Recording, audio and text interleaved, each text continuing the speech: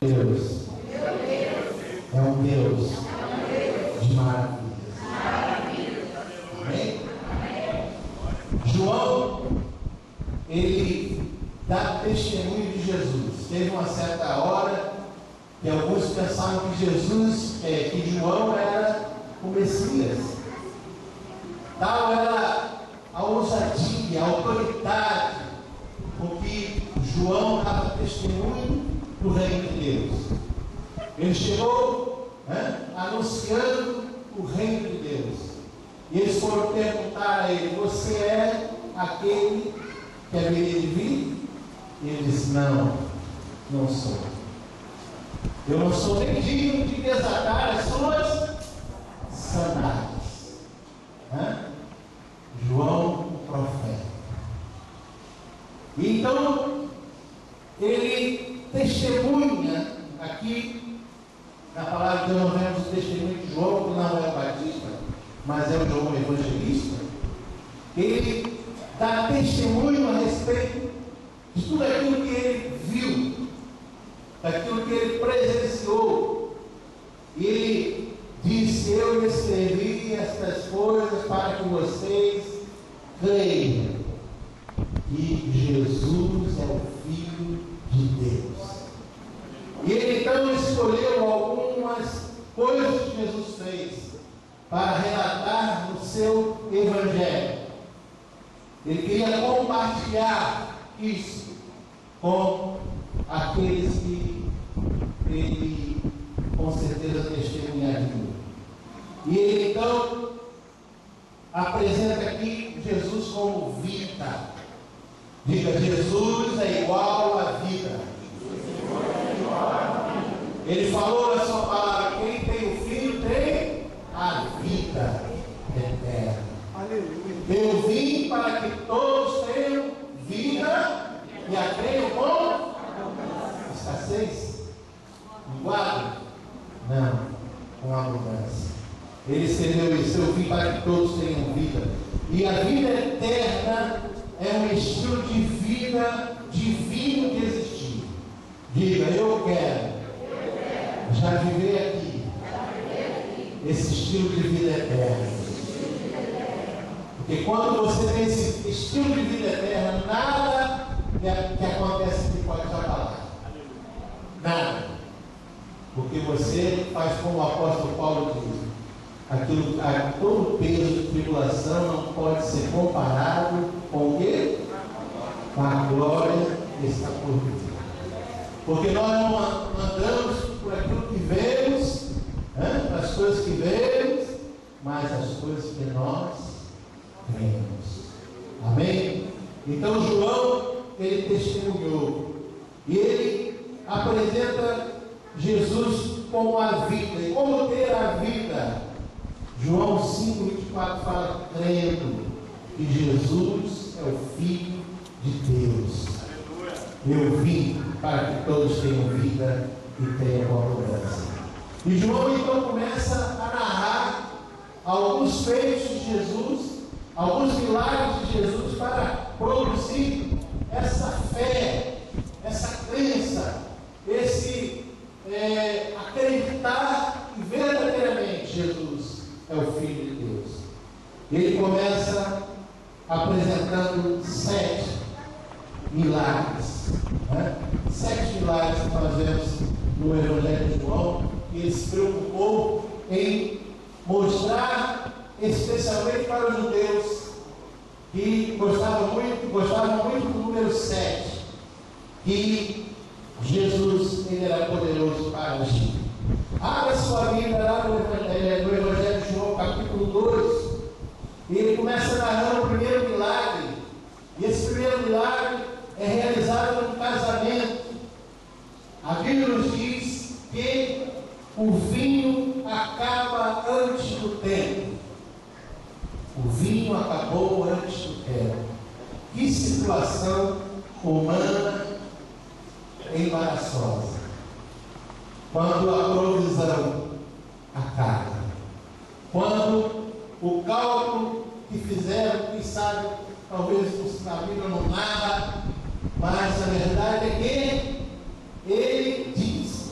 aqui que, querendo acabar com o vinho, acabou o vinho, e houve então uma preocupação. E agora? E a Bíblia nos diz que quando Jesus realiza este milagre, transformando a água em vinho, o mestre Sala prova o vinho, e ele então diz, né? Todos dão o melhor vinho primeiro, e quando as pessoas já estão satisfeitas, então coloca o vinho inferior. Mas você guardou o melhor vinho no final. Ele não sabia que Jesus tinha transformado a água em vinho, né? E o que Jesus transformou era melhor. Então, o que João ele quer nos ilustrar, quer nos ensinar com este milagre, né? Quando ele diz que Jesus ele transformou a água em vinho, e vinho bom. Ele quer dizer que Jesus é o Senhor da qualidade. Diga para o seu irmão assim: Jesus é o Senhor da qualidade. Porque quando você tem Deus, quando você tem Jesus na sua vida, a qualidade da sua vida sobe. Jesus melhora. Jesus, ele te dá o melhor, porque ele é o Senhor da qualidade. O salmista descobriu isso quando ele disse assim, né? Eu preferia estar um dia na casa do meu Deus do que 1000 fora da casa dele. Ele estava falando o seguinte: olha, a vida com Deus tem qualidade. Amém? A vida com Deus tem qualidade. Porque Jesus, quando ele está presente na nossa vida, o nosso nível de vida ele sobe. Porque o Senhor que nos leva aí de bom para melhor. Agora, sem Deus, nós vamos de mal a pior. Você já viu alguém assim que vai de mal a pior? Sabe por quê? Porque não tem a vida que é Jesus na sua existência. Então, Jesus ele é o Senhor da qualidade. Diga: Senhor, eu te agradeço, porque quando tu entrou na minha vida, tu trouxe qualidade.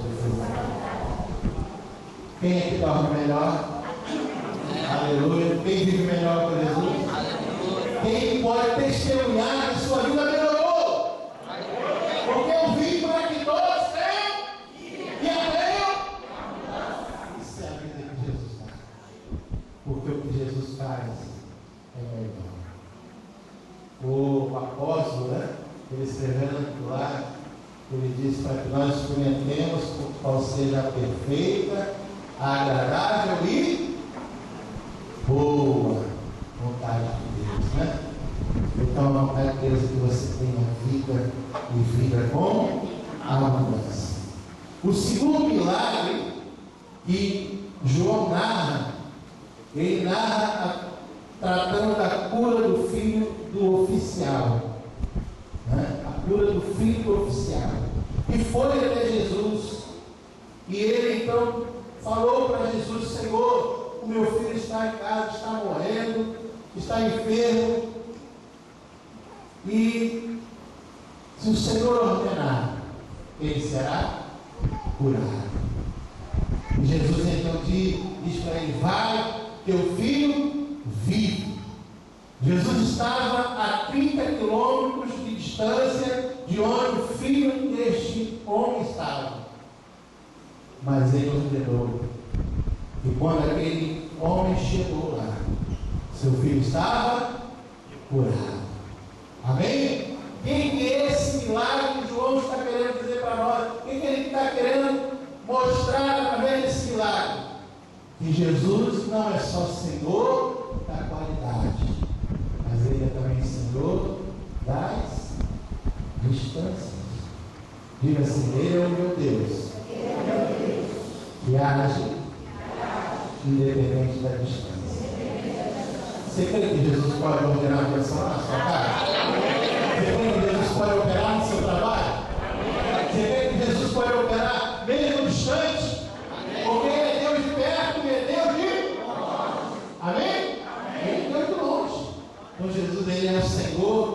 das distâncias. Para ele não há dificuldade. Então diga: Senhor, eu estou aqui. E o problema ficou lá. Mas eu creio que o Senhor vai operar lá. Porque o Senhor tem poder. Jesus é Senhor. Amém? Você pode aplaudir o Senhor, glorificar a nossa Deus. Glorifique ao Senhor, porque Ele é Senhor, não só na qualidade, mas é Senhor na distância. A vida de Jesus ela é acessível a todos e em qualquer lugar. Às vezes você está olhando aqui, o Espírito está trabalhando lá, no hospital, lá naquele asilo, lá naquele leito. Você está orando e Deus está agindo. Quando Jesus operou o milagre, disse: vai, meu filho, vive. E o Senhor está dizendo para você: vai, meu servo, pela fé, porque eu tenho cuidado de ti e eu vou agir. A glória e honra no nome do Senhor. Terceiro milagre é o milagre que foi operado lá no tanque de Betesda, do paralítico de Betesda, 38 anos. Já peguei aqui sobre isso. E esse milagre nos ensina que aquele homem estava 38 anos enfermo. Imagine você, 38 anos, coxo. O que acontece com a pessoa? Fica atrofiada. Os dedos, né? Os membros inferiores atrofiados. Aquele homem não tinha dificuldade. Ele era coxo, não é isso? A Bíblia diz que ele era coxo. Ele não andava. 38 anos. 38 anos. Aquela enfermidade tirando a sua alegria. Aquela enfermidade de 38 anos trazendo aquele homem sofrimento. Mas a Bíblia diz que os que confiam no Senhor, o que acontece? Renovarão? Aleluia! Renovarão as suas forças. Os que confiam no Senhor renovarão as suas forças. E a Bíblia diz que Jesus chegou ali e curou aquele homem que estava enfermo há 38 anos. Eu não sei quantos anos você tem sofrido. Eu não sei quantos anos você tem tido essa dificuldade, esse problema na sua vida. Mas eu quero dizer para você que aquele homem estava desgastado. Aquele homem estava ali há 38 anos sofrendo. Mas um dia a misericórdia bateu na sua vida e disse: levanta e anda. Sabe o que esse milagre nos ensina? Que Jesus não é só Senhor da qualidade, Jesus não é só Senhor da distância, mas Ele é Senhor do tempo. Diga: Jesus tem o tempo nas suas mãos. Jesus controla o tempo. Amém? Para Ele, 1000 anos é bom e um dia é bom. Às vezes você está pensando, né? Você está demorando a chegar, mas Ele não atrasa e nem se antecipa. Ele chega na hora de agir. Ele entra com providência, porque Ele é o Senhor do tempo. Amém? Louvado seja Deus. Outro milagre que João narra é a multiplicação dos pães. A Bíblia diz